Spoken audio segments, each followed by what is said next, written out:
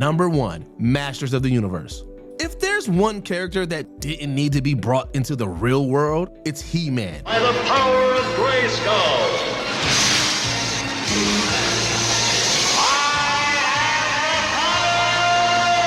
Yet, the upcoming 2026 reboot of the classic cartoon does that and more with its retelling of the hero's origin story. Rather than expand upon his actual universe Eternia, the adaptation will reportedly follow his journey on Earth as a seemingly normal office worker. Is this true?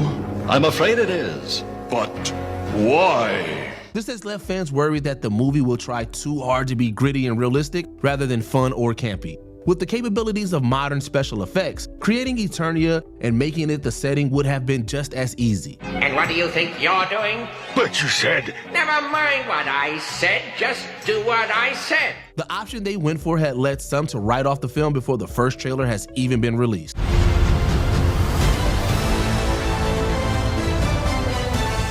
Which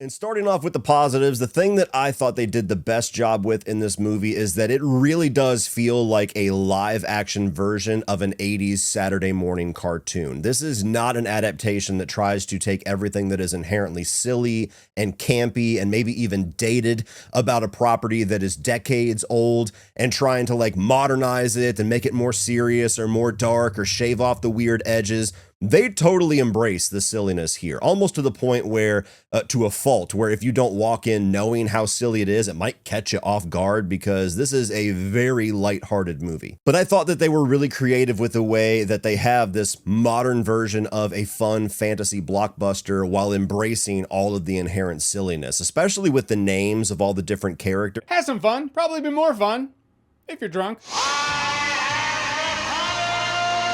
We've all felt that way after a couple. There we were, sitting down, getting ready to enjoy it, and you know what? I did enjoy it. I had fun, but I definitely think there will be things in this movie that will leave the old fans, the fans who grew up with it, maybe a little upset with it. I'll get into some of those things but I do think there is enough in here for most people to have a good time. It is not a perfect movie. Like, let me make that clear. There are certain choices in their tone and way they go about telling the story that I felt could have been better handled, but there is for sure a personality injected into this movie that Travis Knight tries to go for that I think when it works and it's going for what he's aiming for, the movie has some really high, awesome moments. My action figures turning into a movie.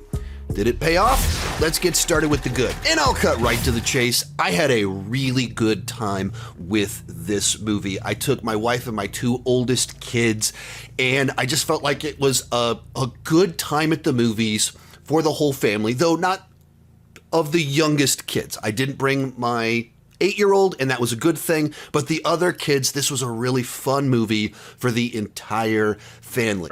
Have the power. I believe it does and it doesn't, but I was mostly positive on a movie that I did not think was going to fully work, because you could absolutely watch that trailer and say, is it going to be more Thor Love and Thunder-ish, or could we surprise like a Dungeons and Dragons did? Could it be closer to a Thor Ragnarok? Well, at the end of the day, what works extremely well here is when we spend time on Eternia with He-Man and Skeletor. Message!